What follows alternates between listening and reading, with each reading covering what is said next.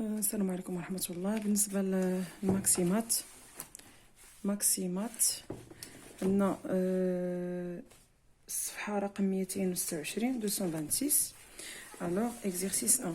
Exercice 1, c'est que la question ديالو هي les tableaux suivants sont-ils des tableaux de proportionnalité? Expliquez la réponse. Alors, on a A et B. Donc, A, on trouve 2, 6, 5, 15 et 6, 18. 6, 18. Alors, qu'est-ce que ça veut dire la proportionnalité? La proportionnalité, إلا كانت هاد لا لين الفوقانية مع لا لين اللي لتحت، يعني si on passe d'une ligne à l'autre en multipliant par le même nombre. Alors pour la première ligne انا غنقرب شويه باش يبانوا لكم الارقام. Alors maintenant la première ligne c'est 2 sur 6, deuxième ligne c'est 2, première ligne c'est 2, deuxième ligne 6. La première ligne, si on multiplie 2 fois 3, il nous donne 6, alors 3. Alors pour 5 et 15, si on multiplie 5 par 3, on obtient 15. Si on multiplie 6 par 3, on obtient 18. Alors, ce tableau A est un tableau de proportionnalité. Pourquoi? Parce qu'on multiplie la première ligne par 3. إذن بالنسبة للطابلو الأول فهو متناسب. لماذا؟ لأننا كنضربو جميع الأعداد اللي في لالين الأولى في 3 باش تعطينا الأعداد ديال لالين الثانية. إذن غنكتبو على أنه A est un tableau de proportionnalité. Pardon. Est un tableau de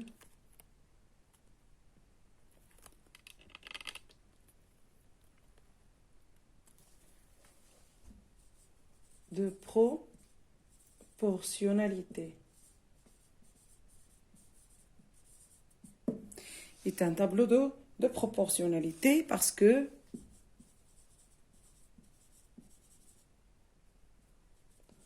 on multiplie les nombres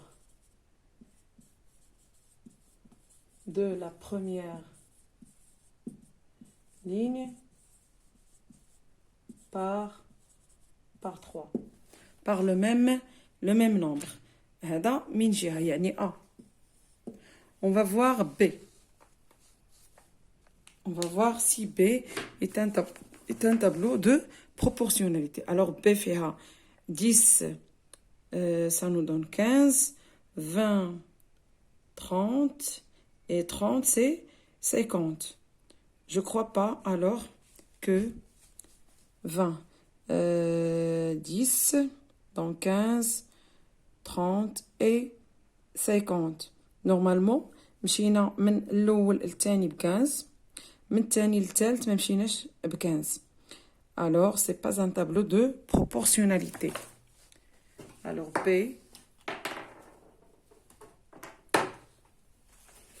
غادي نمسح tableau. B n'est pas un tableau de proportionnalité.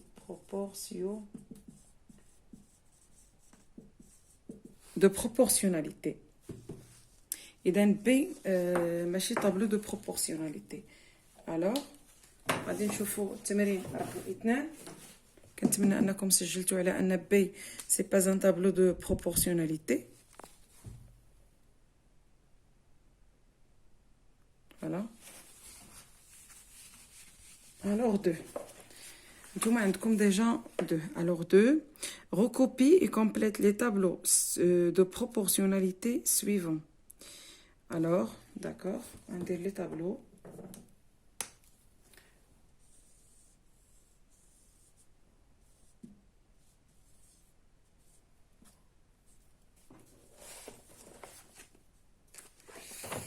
Maintenant, fois le nombre, donc 1, 2, voilà. Maintenant, le deuxième tableau, même chose.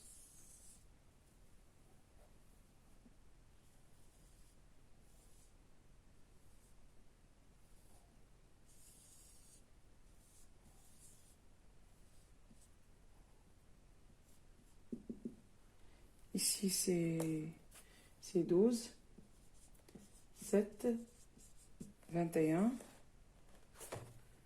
2,4. Le deuxième tableau, c'est 136. هنا 90 و 243. هنا 1822.5.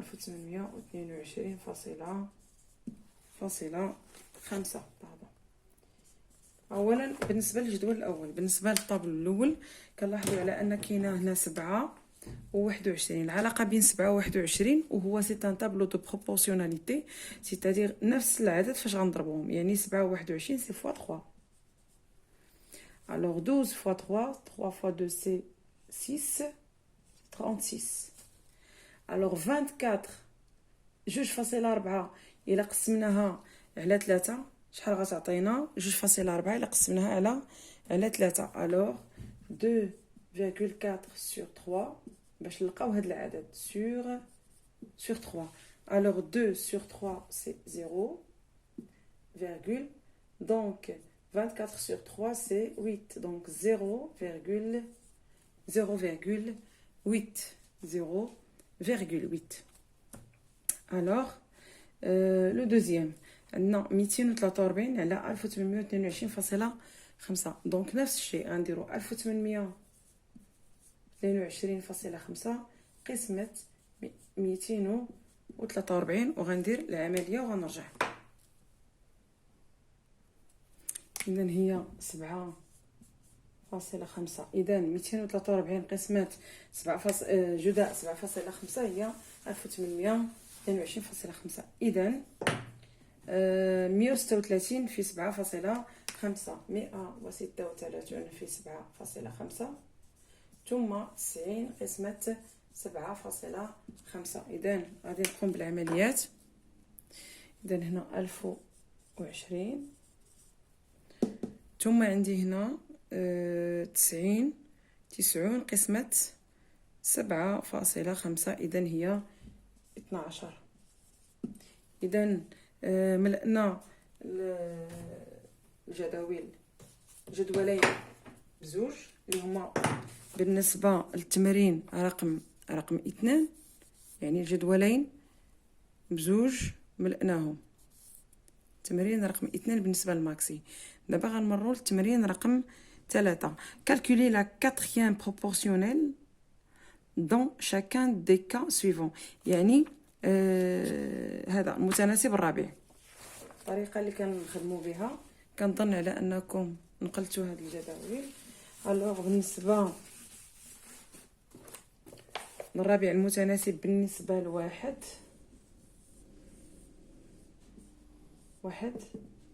50 ثم 100، يعني الرابع المتناسب دائما كنديرو x في 50 كتساوي 1 في 100، يعني x تساوي 100 على 50 تساوي 2. إذا هنا كتساوي، إذا هنا عندنا 2. هذا هو الطريقة ديال الرابع المتناسب. الجدول الثاني هذه A، إذا B هي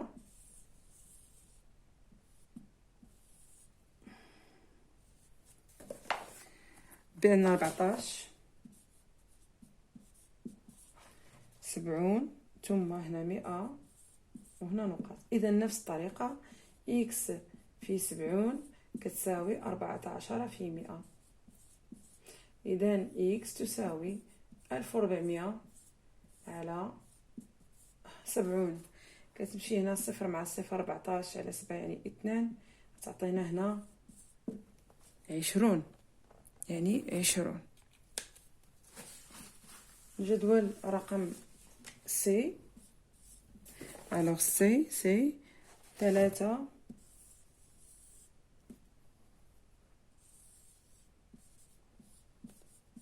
هنا 100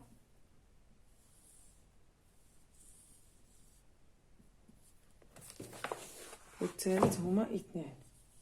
إذن 3 في إكس، العملية هي نقوم بها 3 في إكس تساوي 2 في 100، يعني إكس تساوي 200 على 3.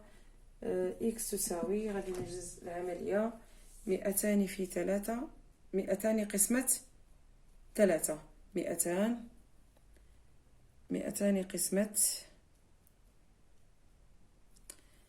يعني هنا كتساوي 66.67.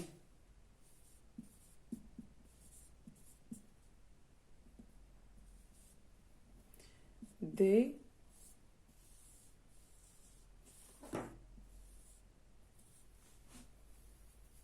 يعني دي ما كيبانش، دونك غادي نمسح الاخرين باش ندير الدي.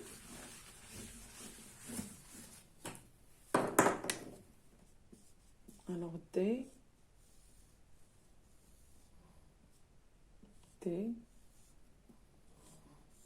او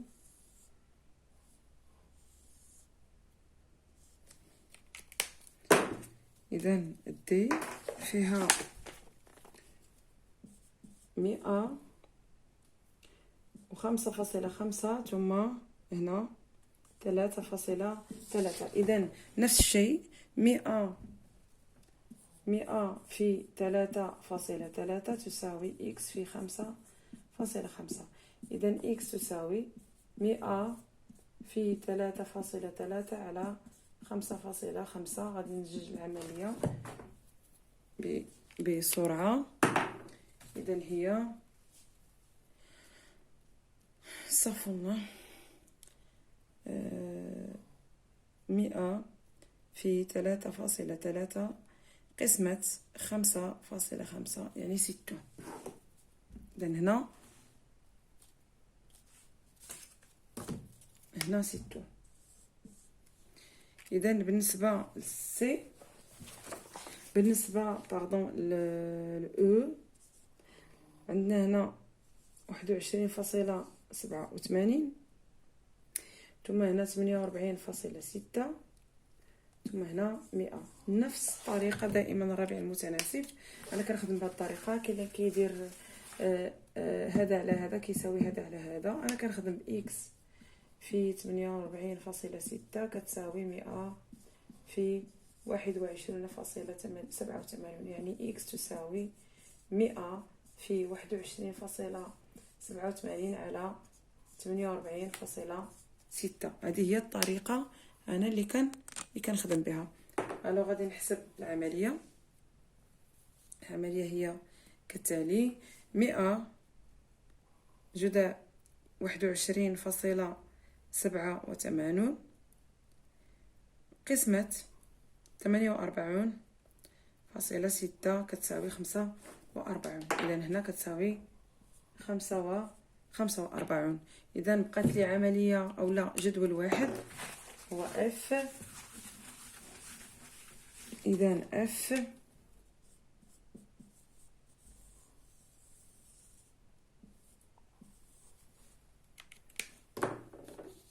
عندنا هي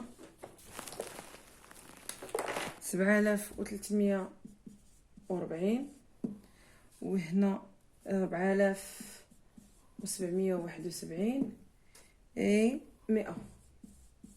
نفس الطريقة كنعتبر هذا هو إكس. إذن إكس هنا تساوي 100 في 7340 على 4771. إذا إكس تساوي، غادي ننجز العملية بسرعة. إذا إكس تساوي 100 جذع 7340 قسمة 4771، 4771،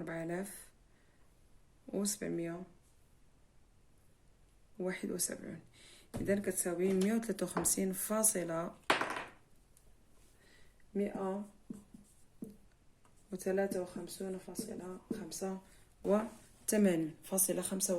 إذا هذا هو التمرين رقم 3. إذا إن شاء الله غدا غادي نخدم معكم التمرين رقم التمارين الأخرى 4 إلى نهاية الصفحة ديال 126. شكرا على التتبع ديالكم القناة، ما تبخلوش عليا بلا لايك وبالبارطاج ديال القناة مع الأصدقاء ديالكم، وشكرا لكم.